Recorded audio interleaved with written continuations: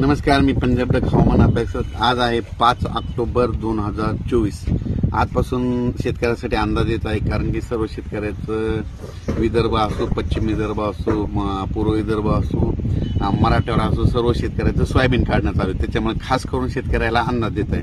तर सर्व शेतकऱ्याला ही अंदाज देत आहे, माझ्या शेतातून या ठिकाणावर सोयाबीन काढलं, सोयाबीन काढून पाळी केली, पाळी घालून लगेच रोटावेटर देखील करून टाकलं आणि या ठिकाणून फक्त आता चणा पेरण्याची तयारी आहे। आणि चणा कधी पेरणार आहे तर तुम्हाला सांगतो की ज्यावेळेस थंडी येईल, म्हणजे थंडी कधी ओळखायची, समजा की ज्यावेळेस आपल्या घरी खोबऱ्याचं तेल म्हणजे 10 ऑक्टोबर ते 20 ऑक्टोबर दरम्यान खोबऱ्याचं तेल कधी ज्यावेळेस घट्ट होईल की समजायचं आता हरभरा पेरायला हरकत नाही, गहू पेरायला हरकत नाही, आणि हे हरभऱ्याचं शेत आहे।